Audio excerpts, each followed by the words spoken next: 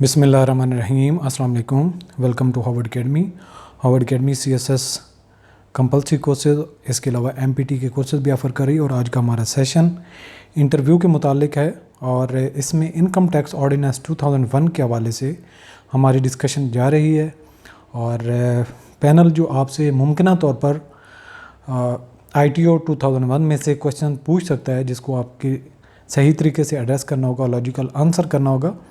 तो इसका आज का हमारा सेशन फर्दर हम स्टार्ट करेंगे। क्वेश्चन है जो पैनल आपसे पूछ सकता है, what is the role of tax incentives in promoting specific industries और एक्टिविटीज़। तो इसमें तीन बातें पूछी गई हैं जी। What is the role of tax incentives in promoting specific industries और एक्टिविटीज़।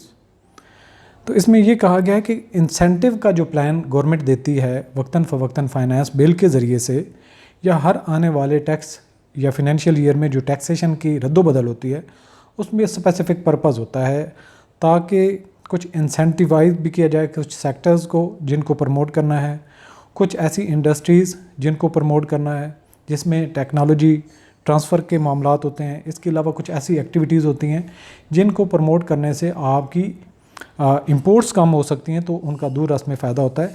तो इन मामलात में गवर्नमेंट क्या करती है, टैक्स इंसेंटिव दे देती है, या तो टैक्स क्रेडिट की मद में या टैक्स एग्जेम्पशन की मद में।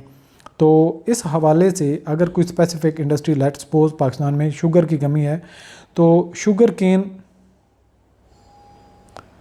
केन जो है उसको प्रमोट करने के लिए ये कहा जाता है कि जितनी भी शुगर मिलें इस स्पेसिफिक पीरियड में शुगर मिल्स अगर इस्टेब्लिश की जाएंगी तो उनको 6 साल के लिए, 10 साल के लिए, 15 साल के लिए टैक्स की छूट होगी या टैक्स की कुछ एग्जेम्पशन होगी, या उनके ऊपर टैक्स रेट जो है वो बहुत मिनिमम हो जाएगा। इसी तरह से कुछ ऐसी activities, let's suppose IT field को अगर प्रमोट करना है तो फ्रीलांसिंग की जितनी एक्टिविटीज़ हैं उन पे लेट्स सपोज जितने भी रिमेंटेंसेस हैं उनको आप टैक्स फ्री कर दें। तो उससे क्या है कि लोगों का रुझान उस साइड पे बढ़ जाता है। तो जहाँ पे गैप होता है या जो पाकिस्तान में उस मार्केट में ज़रूरत होती है और हमें फ़ॉरेन एक्सपर्ट मंगवाने पड़ते हैं और डॉलर आउटफ्लो करता है, जब हमें उनकी पेमेंट करनी पड़ती हैं, वो सर्विसेज हम बाय करते हैं या फिर हम गुड्स बाय करते हैं, तो उस गैप को फिल करने के लिए सम टाइम टैक्स इंसेंटिव दिया जाता है ताकि स्पेसिफिक इंडस्ट्री या एक्टिविटी को ग्रो किया जाए। अब आपको होप्स हो के कंसेप्ट बन चुका होगा। Tax incentives, as outlined in Income Tax Ordinance 2001, play a crucial role in stimulating targeted industries or activities. They encourage investment and participation by offering reduced tax rates, deductions, or exemptions, thus fostering economic growth and development in those sectors. These incentives are instrumental in promoting innovation, job creation, and overall economic expansion while aligning with the governments policy objective. तो जो government की policy objective होती है उनके साथ align करते हुए जहाँ पे गैप होता है उसको प्रमोट किया जाता है। नेक्स्ट क्वेश्चन जो आपसे पैनल पूछ सकता है, how are non resident Pakistanis, जिनको NRPs कहते हैं, टैक्स्ड ऑन देयर इनकम। कि जो नॉन रेजिडेंट पाकिस्तानीज होती हैं, यानी कि जिनके 183 डेज से लेस स्टे होता है पाकिस्तान में, तो वो होते तो पाकिस्तानीज हैं लेकिन नॉन रेजिडेंट होते हैं क्योंकि उन्होंने हाफ ईयर से कम का पीरियड पाकिस्तान में गुजारा होता है। तो उन पे टैक्स की क्या सूरत हाल होगी?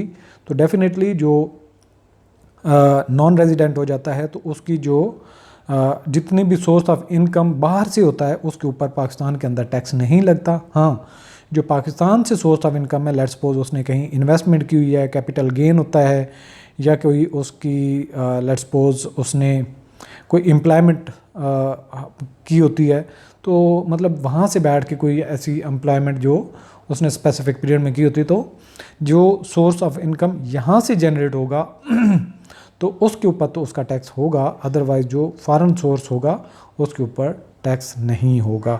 अगर वो रेजिडेंट हो जाता है और तो फिर जो फॉरेन सोर्स ऑफ इनकम भी होती है उसके ऊपर भी टैक्स पाकिस्तान के अंदर उसको पे करना पड़ेगा। Non resident Pakistanis NRPs are taxed on their income based on the source of that income, कि वो जो सोर्स होगा उसी के ऊपर टैक्स वहीं पे लगेगा जहाँ का सोर्स होगा। Under the income tax ordinance 2001, NRPs are generally liable to pay tax on income earned within Pakistan such as rental income, अगर उसकी कोई रेंट वाली इनकम है उसके ऊपर टैक्स उसको पाकिस्तान में पे करना पड़ेगा। बिजनेस इनकम है, कैपिटल गेन्स है जो पाकिस्तानी एसेट्स से, उनके ऊपर तो उसको टैक्स पे करना पड़ेगा। However income earned abroad is typically not subject to taxation in Pakistan unless it is derived from a Pakistani source of business और एम्प्लॉयमेंट। अगर उसने पाकिस्तान में बिज़नेस से निकाला है वो इनकम या एम्प्लॉयमेंट की मद में निकाला है पाकिस्तान से, तो उसके ऊपर टैक्स होगा। अदरवाइज फॉरेन सोर्स होगा तो उसके ऊपर टैक्स वो नहीं होगा, because he is non resident. अगर वो रेजिडेंट हो जाएगा तो फॉरेन सोर्स ऑफ इनकम भी उसके ऊपर भी पाकिस्तान में टैक्स उसको पे करना पड़ेगा। होप सो कि आपको अंडरस्टैंडिंग हो गई होगी। नेक्स्ट जो पॉसिबल क्वेश्चन आपसे पूछा जा सकता है, what is the treatment of losses in income tax system, कि इनकम टैक्स सिस्टम में अगर किसी स्पेसिफिक 5 सोर्सेज ऑफ इनकम है तो उनमें से किसी, लेट्स सपोज कैपिटल गेन है, कैपिटल में उसको लॉस हो जाता है, तो लॉस को कैसे सेट ऑफ या कैरी फॉरवर्ड कर सकते हैं। तो इसके बारे में क्या है कि वो तकरीबन जो है टाइम पीरियड चेंज हो सकता है, लेकिन करंटली 6 ईयर का पीरियड है कि 6 पीरियड तक आप उसको लॉस को कैरी फॉरवर्ड कर सकते हैं। और जो उस स्पेसिफिक सोर्स ऑफ इनकम से, यानी कि जो हेड है, 5 हेड्स हैं, अगर कैपिटल गेन की मद में उसको लॉस हुआ तो अगले साल में उसको प्रॉफिट होता है, तो उसमें जितना लॉस हुआ होगा वो उसमें से प्रॉफिट उधर चला जाएगा, सेट ऑफ हो जाएगा। अगर फिर भी लॉस बच जाता है तो अगले साल ले जाएंगे और इस तरह से 6 ईयर तक लेके जा सकते हैं। In the income tax ordinance 2001, losses incurred by tax payers can generally be carried forward for a period of 6 years to offset against future taxable income.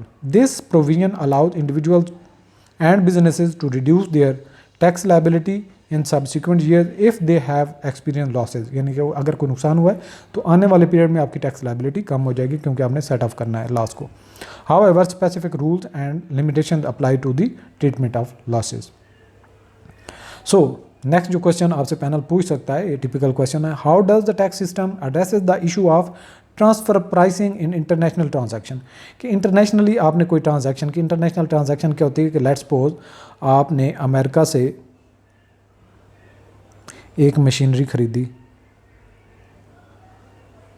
ठीक है जी, और उस मशीनरी को आपने बाय किसने किया, एक पाकिस्तानी ने, तो वो पाकिस्तान में लेके आता है, उसके ऊपर जो होता है वो पाकिस्तान जो सेल टैक्स का मामला आ जाता है। अगर यही इनकम की अगर बात कर लें, अगर इसी चीज़ को इनकम के अमेरिका में देखें तो उसके ऊपर लेट्स सपोज 5% टैक्स है और यहाँ पे टैक्स फ्री है पाकिस्तान में, तो ये चीज़ देखी जाती है कि मार्केट रेट क्या है, उसके मुताबिक इसकी एडजस्टमेंट की जाती है कि वहाँ पे आपने कितना टैक्स पे किया था। अगर वही इनकम आपकी पाकिस्तान में होती तो आपको कितना टैक्स पे करना पड़ा था, जो उधर पे कर दिया सो कर दिया, जो रिमेनिंग है वो यहाँ पे करें, इसको कहते हैं एडजस्टमेंट।